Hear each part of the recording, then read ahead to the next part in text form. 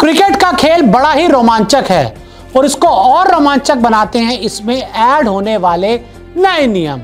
International cricket में तो हम देखते हैं कि हर कुछ समय में कुछ नए नियम आते रहते हैं, लेकिन इस बार आईपीएल 2025 से पहले इस क्रिकेट की सुपर हिट लीग में आपको कुछ नए नियम दिखाई दे सकते हैं।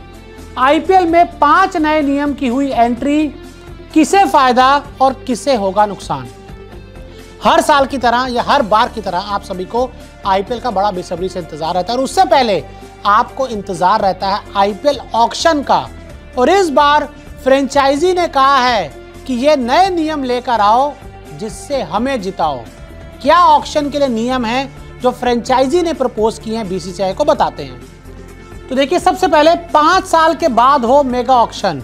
सभी आईपीएल फ्रेंचाइजी का कहना है कि एक नया नियम बनाया जाए कि भैया अब हर 5 साल के बाद मेगा ऑक्शन आईपीएल में देखने को मिले। मैं आपको बता दूं, 3 साल में ना हो मेगा ऑक्शन। अभी हर 3 साल के बाद ये नियम है बीसीसीआई का कि हर 3 साल के बाद मेगा ऑक्शन होता है, लेकिन अब ये कहना है किसका, फ्रेंचाइजीज का, कि एक नया नियम बनाया जाए जिसमें हर 5 साल के बाद मेगा ऑक्शन हो, जिससे जो प्लेयर्स हैं, जो सेटअप एक बार बने, कम से कम 5 साल तक के लिए हर 3 साल में ना बदलाव हो। आगे बढ़ते हैं। 4-6 खिलाड़ी रिटेन की परमिशन। साथ ही ये कहा है कि 4 से 6 खिलाड़ी हमें रिटेन करने की परमिशन दी जाए।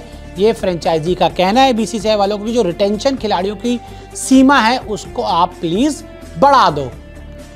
अभी सिर्फ 4 प्लेयर होते हैं रिटेन। अभी जो बीसीसीआई का रूल है उसके अकॉर्डिंग आप सिर्फ और सिर्फ 4 प्लेयर को ही रिटेन कर सकते हैं। फ्रेंचाइजी को 8 राइट टू मैच कार्ड मिले। साथ ही ये कहना है फ्रेंचाइजी का कि हमको 8 राइट टू मैच कार्ड मिले। राइट टू मैच कार्ड का नियम इंट्रोड्यूस हुआ था आईपीएल में, जिसे कुछ समय बाद हटा लिया गया, लेकिन अब फ्रेंचाइजी का कहना है कि भाई हमें 8 राइट टू मैच कार्ड दो, हम जिसको चाहें जब चाहें जैसे खरीद सकें। तो ये एक नया नियम है, फ्रेंचाइजी की तरफ से प्रपोज किया गया है। खिलाड़ियों से पैसे की डायरेक्ट बात। अभी क्या होता है कि फ्रेंचाइजी खिलाड़ियों से डायरेक्ट बात नहीं कर पाती पैसे की। अगर वो ऐसा करेंगे तो उन पर जुर्माना लग सकता है। अब लेकिन ये कहना है फ्रेंचाइजी का कि भाई हमें डायरेक्ट बात करने दो प्लेयर से। अगर हम किसी को चाहें 30 करोड़ देना चाहें, 40 करोड़ देना चाहें, हमें खुद देने दो। हम अगर कैश भी देना चाहें, अलग से देना चाहें या उनके अकाउंट में ट्रांसफ़र करना चाहें, वो हमें अलग करने दो। बाकी जो आपका ऑक्शन वाला मामला है उसको सेपरेट रखो। साथ ही उन्होंने फ्रेंचाइजी ने कहा कि भाई हम जो भी करेंगे हम बीसीसीआई को बता देंगे, लेकिन हमें बांध के मत रखो कि ये नहीं हो सकता, वो नहीं हो सकता। आगे बढ़ते हैं। एक खिलाड़ी ही रिटेन हो, ये एक फ्रेंचाइजी के सीईओ कहना है।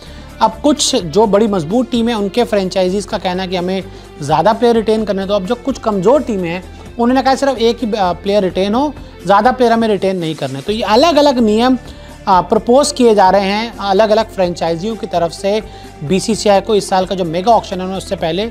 लेकिन अब देखने वाली बात यह है कि इनमें से कितने नियम बीसीसीआई मानती है, कितने नियम को हटा देते हैं। हालांकि मेरा भी मानना है हर 3 साल में ऑक्शन नहीं होना चाहिए मेगा, 5 साल, 6 साल या 10 साल में मेगा ऑक्शन करो यार।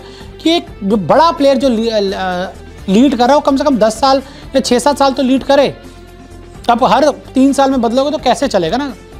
और साथ ही मुझे लगता है ये सैलरी वाला पर्स भी हटा देना चाहिए। भाई जिसको जितने पैसे में खरीदना खरीदो, ऑक्शन में आओ, पैसे की बोली लगाओ और खिलाड़ियों की लॉटरी लगाओ, जैसे फुटबॉल में होता है। यहाँ पर तो आपने बांध के रखा हुआ है कि भाई 100 करोड़ से ज़्यादा नहीं खरीद सकते। ये क्या मतलब है भाई?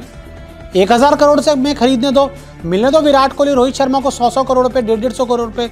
अब वो जब खेल रहे हैं 2 महीने के लिए तो उनको मिलने चाहिए। और अगर जैसे फॉर एग्जांपल मान लीजिए विराट कोहली को एंडोर्समेंट के लिए जाते हैं, किसी एक दिन के इवेंट के लिए जाते हैं, उनके कम से कम पैसे होंगे 3-4 करोड़ रुपये लेते होंगे विराट कोहली एक इवेंट पे जाने के। लेकिन 2 महीने आईपीएल खेलने के लिए उनको मिलते हैं 15 करोड़ रुपया। हिसाब लगा लो, अगर मान लो 2 करोड़ भी एक दिन के अगर वो लेते हैं, या 3 करोड़ भी लेते हैं, 60 दिन होते हैं। अब तो 70 दिन का आईपीएल है, 210 करोड़ उनकी वैल्यू बनती है। यहाँ पे आप उनको 15 करोड़ में खिला रहे हो। तो ऐसे में मुझे लगता है कि ये जो सैलरी कैप है, पर्स वर्स है, ये सब हट जाना चाहिए और बीसीसीआई को कुछ ऐसे नियम लाने चाहिए जिससे आपकी जो फुटबॉल क्लब है, आपकी जो वैल्यू है, आपकी जो प्लेयर्स की वैल्यू है, उन तक पहुँच पाए।